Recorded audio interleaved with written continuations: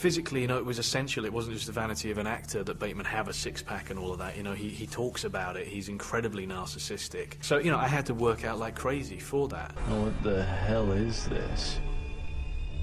When I was writing, and one of the reasons why I thought, well, this movie couldn't really be made is because of the Trevor's character, the whole weight loss issue. And never in my wildest dreams did I think an actor would actually go to the lengths that Christian has gone to. In Scott's script, is described as a walking skeleton, essentially. I have a whole nother movie about guilt that I could write just as a result of watching this man walk around 120 pounds, not eating for weeks. I just didn't think it was possible. I didn't eat. That was it. The Machinist really took Christian Bale's acting commitment to the next level. Here's a guy that put his health at risk. We're talking over 60, 63 pounds to get an emaciated look that plays so dramatically on camera. By the start of filming, he was subsisting on less than 500 calories a day, often reported to eat nothing more than a single can of tuna and one apple. I had an apple. It was apples. It was a dangerous and unhealthy drop, leaving him physically exhausted during filming. It feels great. It feels like a kind of a victory because I did kind of just emaciate and destroy myself, and you know, to the point where I kind of just watching me run is a joke because I just have no leg muscles or anything. Everyone was kind of like very shocked by how thin he was. You've got to just say to yourself, do I think it's good? Do I think I've done a good job on this? And that's it. And that I get my satisfaction from working on it right here, right now. How much weight did you lose for The Machinist? 63 pounds. And how much did you gain back for this? I went up 100 pounds, and then I arrived in England. Chris realized I'd kind of overdone it. I walked down the hallway towards him, I had a big beard and long hair, and he didn't even recognize me, and then kind of went, oh my God, you look like Leslie Adams. And then a couple of the crew members who I had worked with before saw me and said, are we doing Fat Man here? Are we doing not Batman at all. And so I had to suddenly go on a lean-out diet. No, wait, but let me understand the sequence. What was the timeline? I mean, first you did The Machinist. First I did The Machinist, you dropped 63 pounds. Yeah. And then you ballooned back up 100. Yeah, Just for what reason? Within about 5 months. I think it's an interesting thing that whatever state you find yourself in, you tend to accept as being the norm.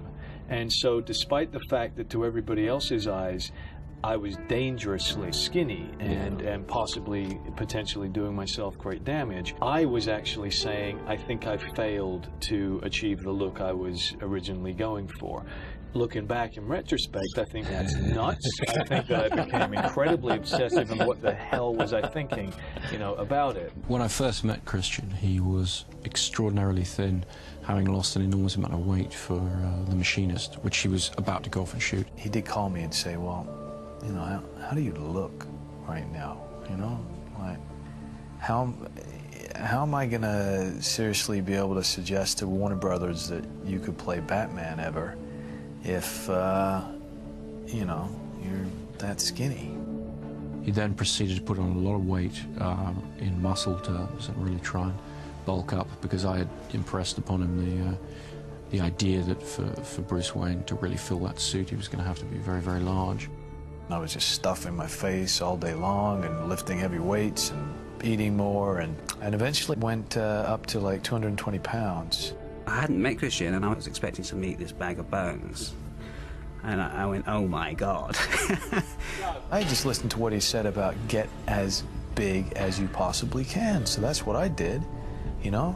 But I was kind of like a bear. I wasn't really like a martial arts, you know, guy all lean and ripped and everything like that. I could see the look on Chris's face, you know? He looked at me and it was like, oh, Christ, you know, what has this guy done? There was a moment where he was really big and we were thinking, God, is he gonna fit the bat suit? Is it, you know, how is this gonna work? It was a moment of panic where I realized, oh, crap, you know? I took Chris at his exact word about get as big as you can, but he didn't really think I was gonna get that big. A number of the crew I'd worked with on previous movies, they looked at me and they were like, bloody hell, Chris, what are we doing here? Fat Man or Batman? And so I realized, okay,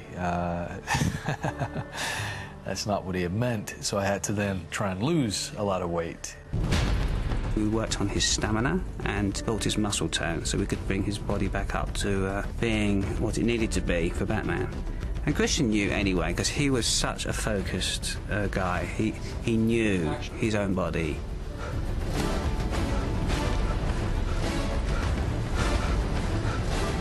Christian showed extraordinary levels of self-discipline and dedication to the role to be able to do that. A lot of actors, when you start working with them, they'll say they're going to lose a bit of weight for the part or whatever, and the wardrobe people will kind of roll their eyes and go, yeah, sure, because they very often don't.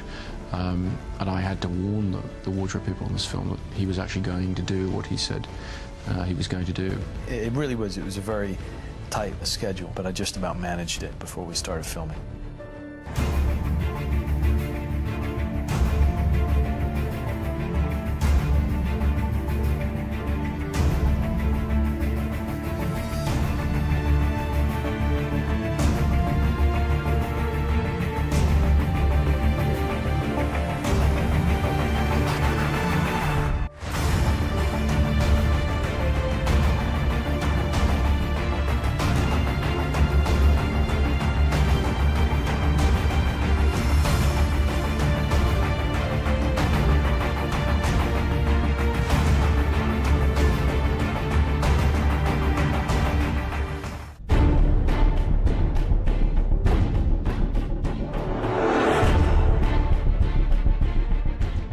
Hi, I'm Ben Affleck.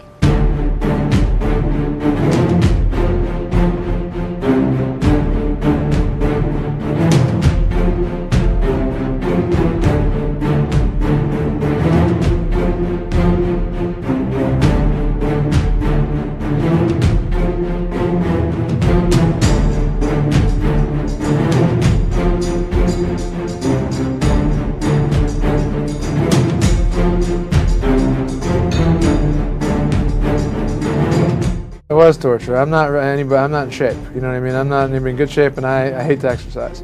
But I knew that if I didn't get it together, the movie wouldn't work. You know, and to me, it started to become a measure of like, how hard am I working on this movie? How much am I willing to give? And it was an external manifestation of that. So I worked out. I worked out like crazy until the movie ended, and then I also used lighting tricks. At first, I was really like, you know, I felt like throwing up every time, and I felt incredibly lazy, and I hated doing it. But like anything, the beginning of it's the hardest. Like the first day is the hardest, second day is the second hardest, and once you get going, it actually established for me like a kind of a discipline where, if I did that, if I worked out, and I would tend to, you know, get other stuff accomplished like that I needed to get done, and so it helped me focus for the movie.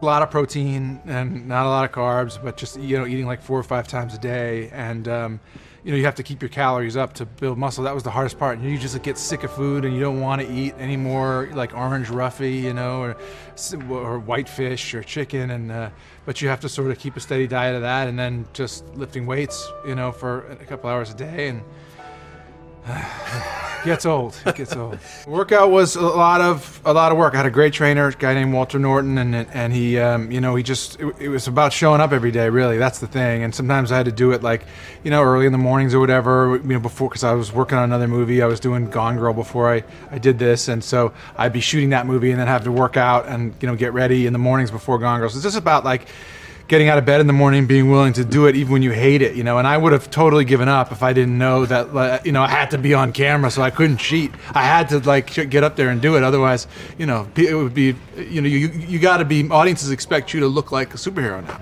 dude. Wendy's with some fries, I can get down with. You know what I mean? I like a lot of pizza. I can eat some junk food. I can put away a lot of junk food. So what happens is I get like in shape and I go like, you know, it's feast or famine, and then I go off and then I just go crazy, and then I have to like pull it all back in and get back. I mean, it's just about, you know, the discipline of continuing to do something that you don't want to do and forcing yourself to show up and keep exercising. I mean, it's kind of that simple, you know. It's not pleasant. It's, you know, you feel like you don't want to do it anymore, and that's when you have to keep going.